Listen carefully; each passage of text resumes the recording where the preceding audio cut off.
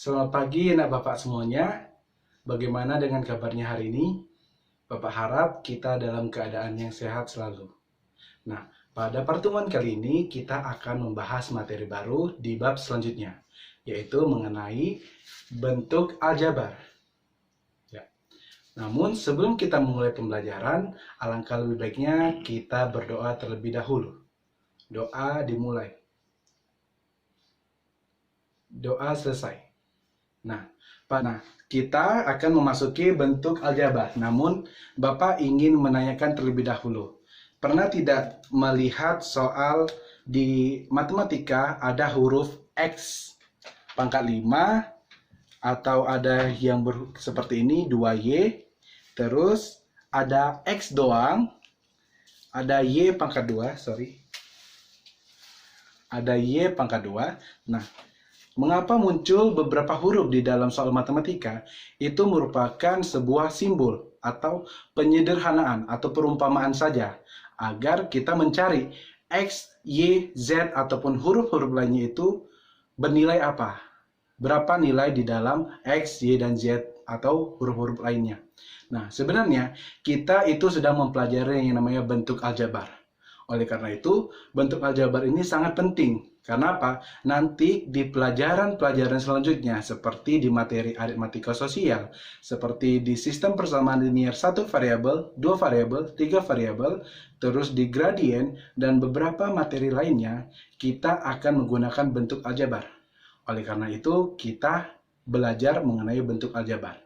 Nah, pada materi kali ini, di bentuk aljabar ini, kita akan mempelajari dua hal. Yang pertama yaitu pengertian dari bentuk aljabar, dan yang kedua adalah unsur-unsur di dalam bentuk aljabar. Yang pertama ada variabel, terus koefisien, ada konstanta, dan terakhir ada suku.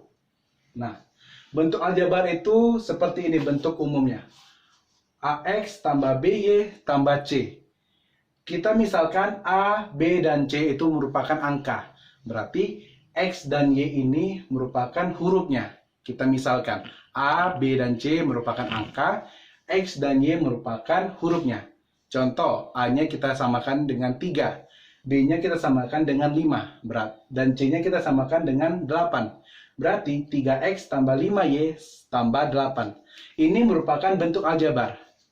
Kenapa? Arti dari bentuk aljabar itu sendiri adalah ilmu matematika yang dimana di dalam penyajiannya itu ada kombinasi antara huruf dengan angka.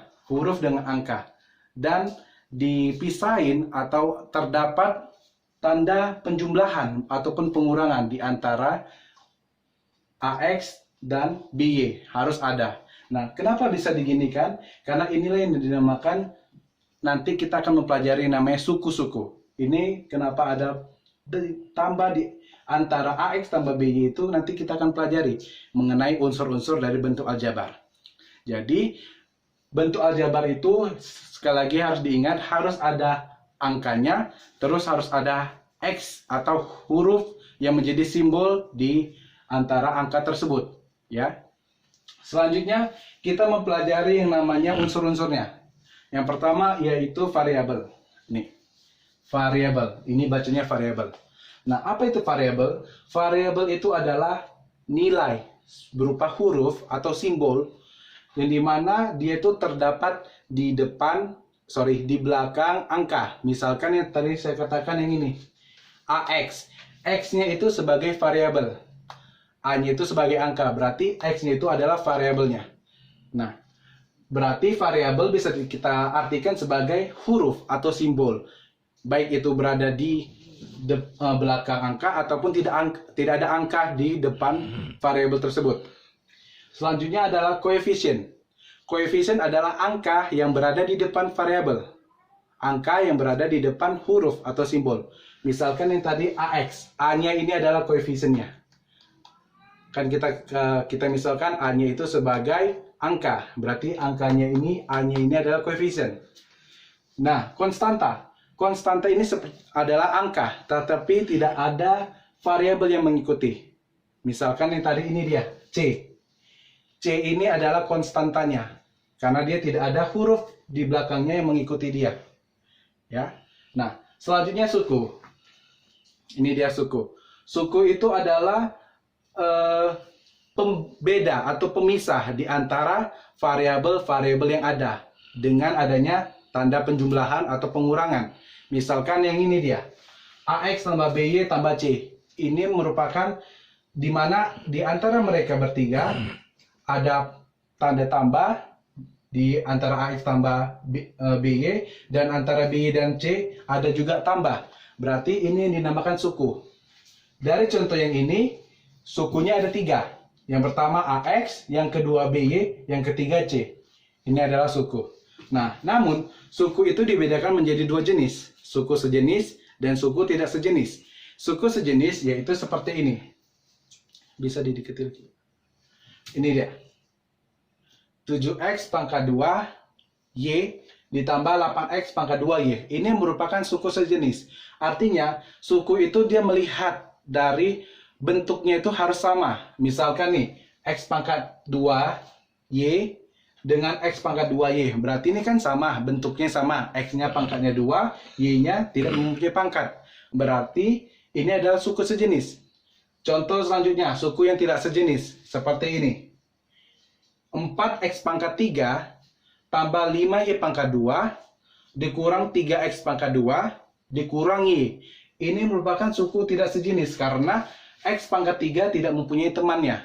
X pangkat 2 tidak mempunyai temannya.